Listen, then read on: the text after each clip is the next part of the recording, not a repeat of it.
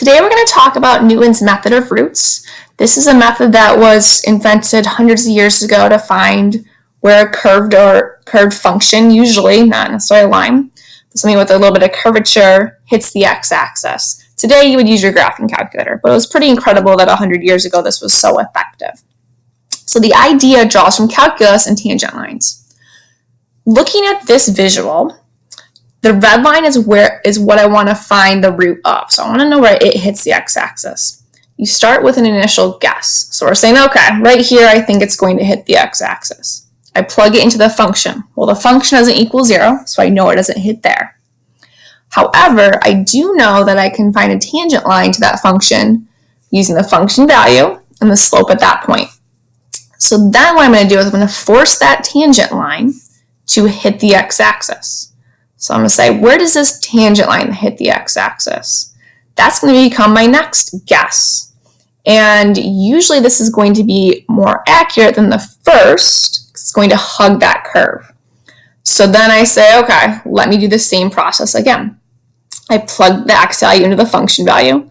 If it equals 0, great, you're done. If it doesn't, I can then create another tangent line, force that new, in this case green line, to hit the x-axis. Plug that into the function.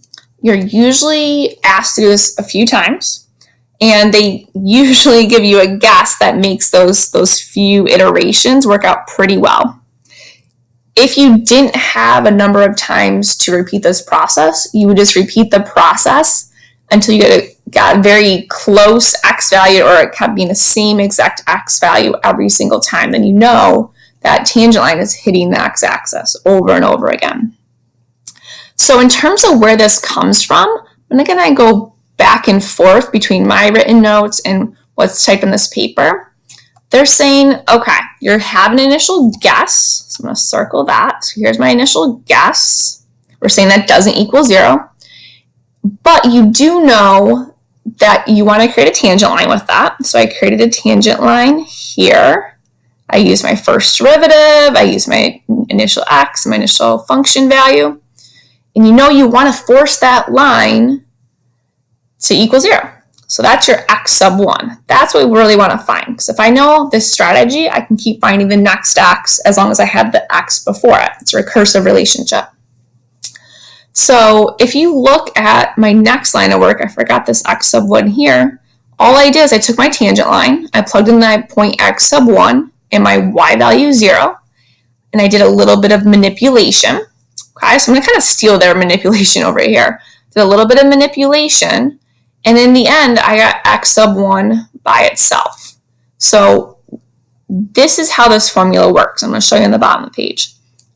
The next x value will depend on the value before it, minus the function value at that initial guess, divided by the derivative value of that initial guess. This looks weirder than it really is. All that is a tangent line approximation. You don't have to memorize the formula, which is also helpful. So if I look down here at the bottom of the page, the formula says the next x value, okay, so this is hopefully your root, depends on the first one minus the function value of that one divided by the derivative value at that x value. So this is the kind of thing where it's a lot of mechanics, great calculator problem, kind of just plug it in and show your work. So it says, and I think you'll understand it once we go through it. Let's complete 3 iterations, that just means 3 repetitions of Newton's method with this initial guess. So the initial guess is, I have this parabola, I think it crosses the x-axis at 1. So if I were to plug in 1, I'd get -1, so it definitely doesn't cross there. So it's not the worst guess, but it's at least a starting spot. So I wrote this formula down. I said x sub n plus 1. So if I'm starting at x sub 0, it's going to be x sub 1 equals the 1 before it. So x sub 0 minus f of x sub 0 divided by f prime x sub 0, going on and on and on with that.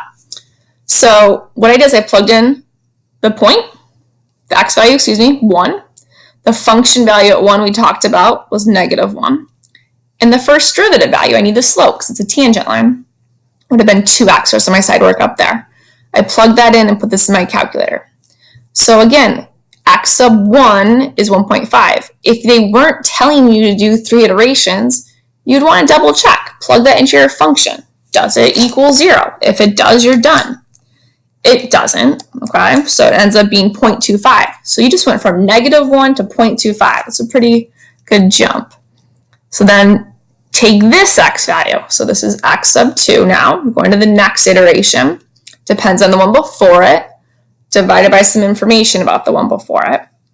Again, I just go to my calculator, I plug things in. Sometimes it helps to put the function and the derivative in as functions. You can look at your table of values and it's easier that way, or repeat the screen back, whatever's easiest for you. Do a little calculation, get 1.4667. And again, I like to go out a few decimal places if possible. So it's my second guess. I put that in for my third guess. I can stop there. And here's the kind of cool part. I mean, the actual root, if you were to do it in your graphing calculator, is very, very close. So it's a pretty effective method, especially if you have a good first guess. Same thing with the second example. It's all about the mechanics here. I wrote down my general formula. I like to write down my first derivative. I just take my time and plug in. So I'll quickly go through a couple of these with you. So my first x value besides my guess, okay, so I start at 2, ends up being 2 minus the function value at 2, which is -2, divided by the derivative at 2, which is 6. I calculate that at 7/3. You can leave it as the fraction. You can put it as a decimal. Once I get down to the second one, where I'm using the 7/3, I left it at 7/3, but then I started putting the decimal approximations.